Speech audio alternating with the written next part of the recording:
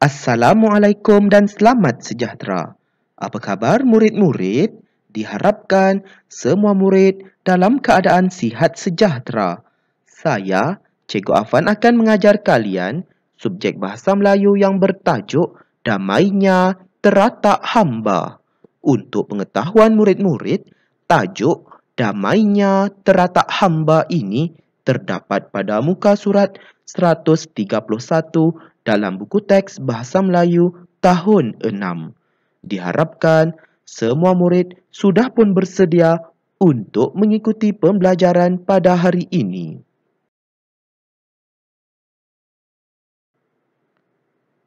Standard pembelajaran pada hari ini iaitu 1.6.1 berbicara untuk mendapatkan maklumat yang tersurat dan tersirat untuk membuat rumusan dengan betul secara bertata susila.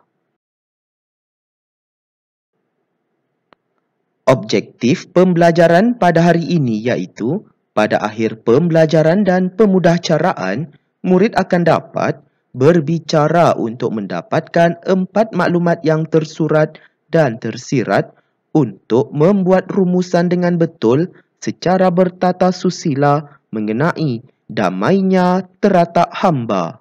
Kedua, membaca dan menjelaskan 4 maklumat yang tersurat dan tersirat untuk menulis sebuah rumusan dengan betul mengenai damainya teratak hamba.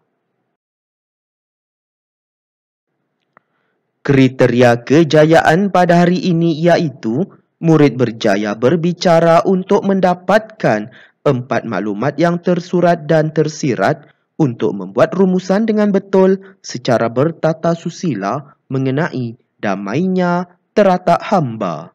Kedua, murid berjaya membaca dan menjelaskan 4 maklumat yang tersurat dan tersirat untuk menulis sebuah rumusan dengan betul mengenai damainya teratak hamba.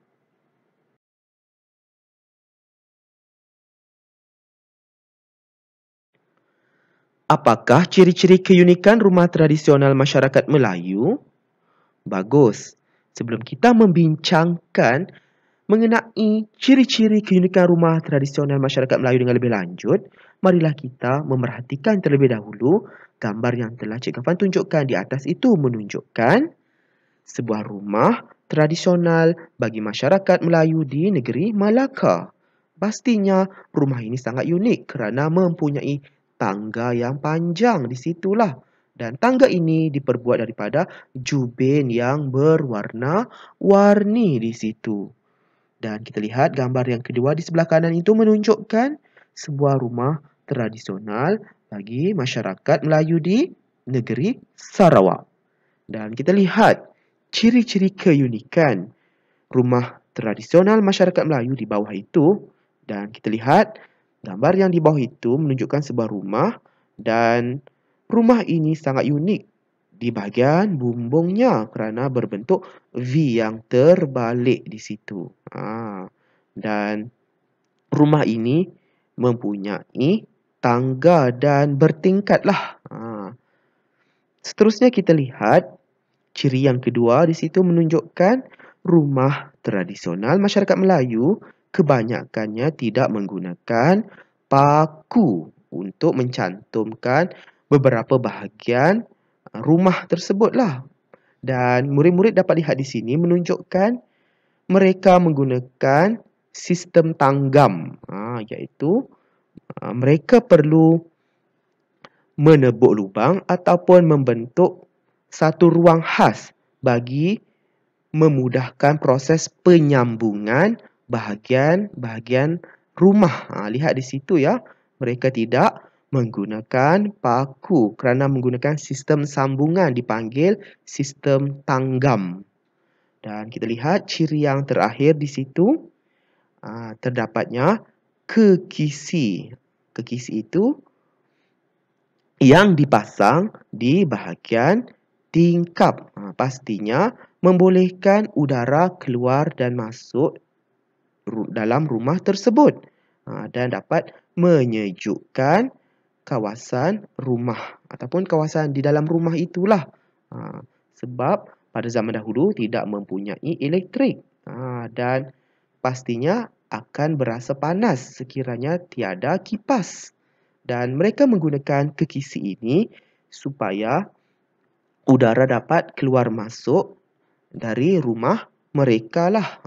Dan perkara ini juga pastinya dapat melindungi juga keselamatan kanak-kanak daripada terjatuh. Diharapkan murid-murid dapatlah memahami ciri-ciri keunikan rumah tradisional masyarakat Melayu ini dengan sebaiknya.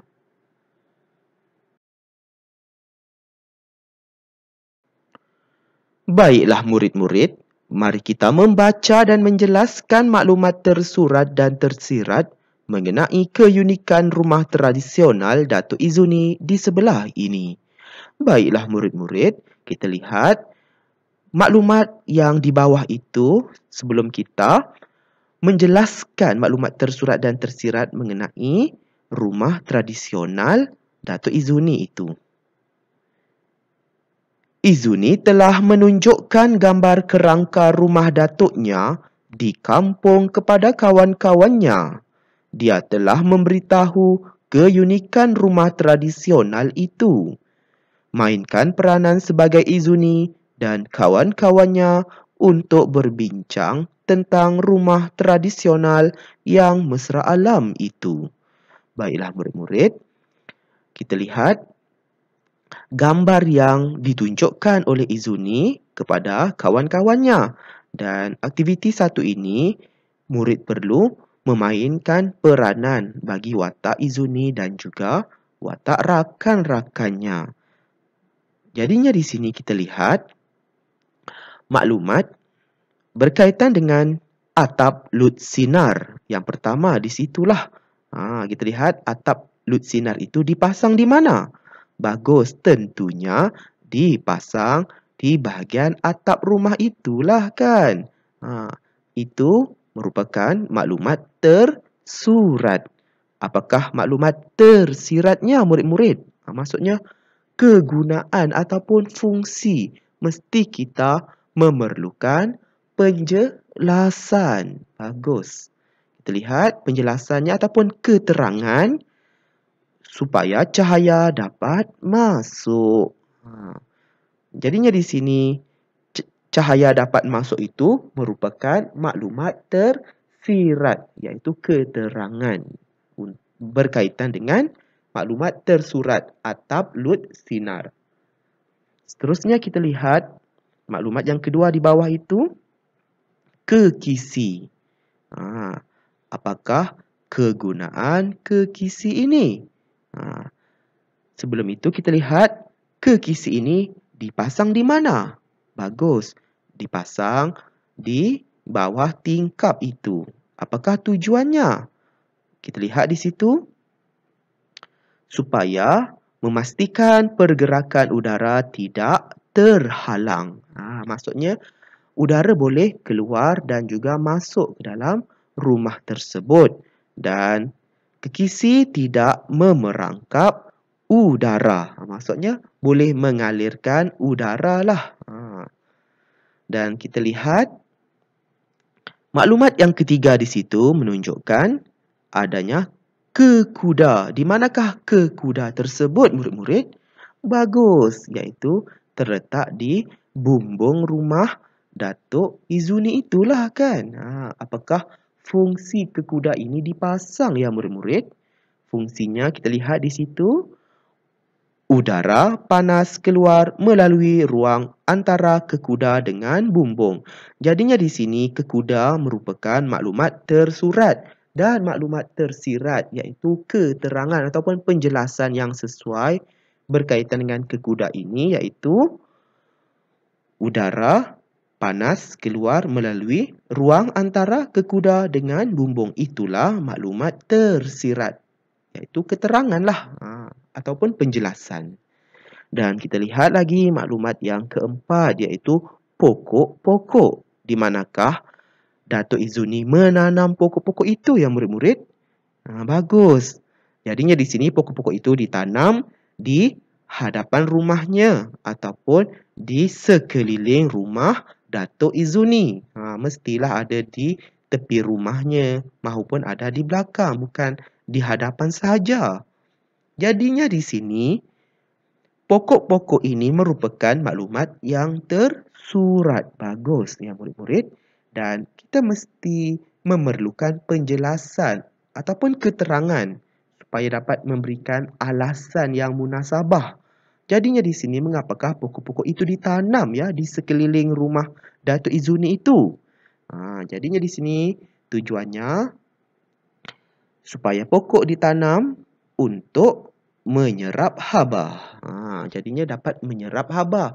Maka rumah Datuk Izuni itu tidak akan menjadi panas dan akan berasa sejuk dan redup kerana dilindungi oleh pokok-pokok yang berada di sekeliling rumah Datuk Izuni itu. Maka di sini dapatlah kita fahami terdapat 4 maklumat tersurat dan 4 maklumat tersirat.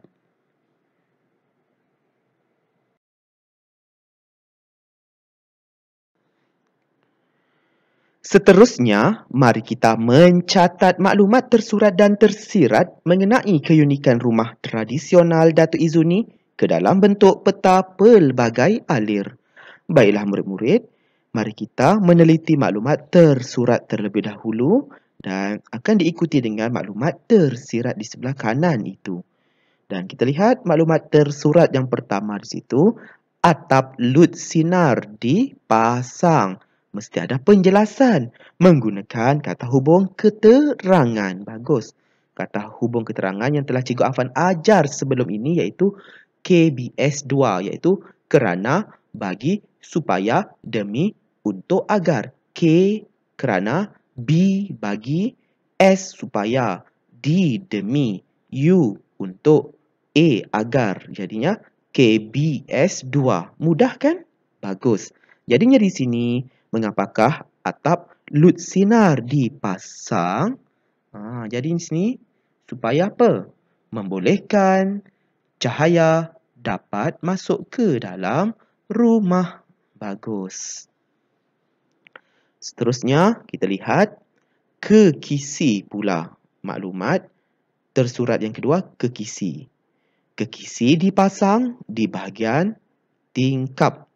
Jadinya di sini, apakah maklumat tersiratnya? Mesti ada penjelasan supaya tidak memerangkap udara.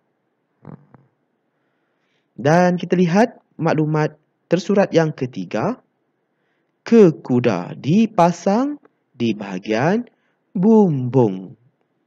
Jadinya, apakah fungsi kekuda itu dipasang di situ? Bagus, mesti ada keterangan ataupun penjelasan menggunakan apa? Bagus, kata hubung keterangan. Jadinya, agar membolehkan udara panas keluar melalui ruang antara kekuda dengan bumbung. Itulah maklumat tersiratnya. Dan kita lihat maklumat tersurat yang terakhir. Pokok-pokok ditanam di luar rumah. Ataupun murid-murid nak tambah baik lagi boleh? Di sekeliling luar rumah. Pun boleh, tiada masalah murid-murid. Jadinya di sini maklumat tersiratnya untuk apa? Untuk menyerap haba dan menjadikan kawasan di sekeliling rumah redup dan sejuk. Diharapkan murid-murid dapatlah memahami maklumat tersurat dan tersirat yang terdapat mengenai keunikan rumah tradisional Datuk Izuni ini.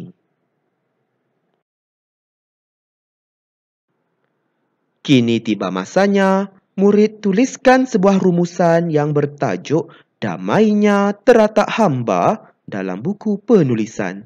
Sila rujuk slide aktiviti 2 tadi untuk mendapatkan maklumat tersurat dan tersiratnya. Baiklah murid-murid, untuk aktiviti ketiga ini sangatlah mudah. Jangan risau. Cikgu Afan sudah pun membantu murid-murid dengan membincangkan maklumat tersurat dan tersiratnya. Di mana? Tentunya di bahagian slide aktiviti 2 tadi. Jadinya di sini Cikgu Afan sudah menyediakan satu format khas lah untuk menulis rumusan. Ingat ya, dalam rumusan ini ada 3 perenggan. Kita lihat terlebih dahulu P1 merujuk pada perenggan yang pertama, perenggan 1, iaitu pendahuluan. Pendahuluan ini Cikgu Afan sudah sediakan, iaitu maklumat ini mengenai keunikan rumah tradisional Datuk Izuni yang sungguh mesra alam. Jadi murid perlu salin saja.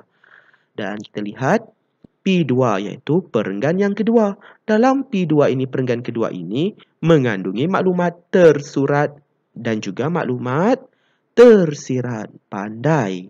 Jadinya di sini Cikgu Afan sudah menyatakan perenggan khas bagi maklumat tersurat dan maklumat tersirat. Jadinya, murid perlu merujuk maklumat tersurat dan tersirat itu di mana? Tentunya di slide aktiviti kedua tadi ya murid-murid. Dan kita lihat P3 iaitu perenggan yang ketiga sebagai apa? Bagus, sebagai penutup. Penutupnya di sini Cikgu Afan sudah sediakannya. Jadi, murid perlu menyalinnya semulalah. Diharapkan murid-murid dapatlah menyiapkan tugasan ini dengan sebaiknya. Selamat berjaya ya murid-murid. Semoga kita bertemu lagi dalam pembelajaran dan pemudahcaraan pada hari yang lain.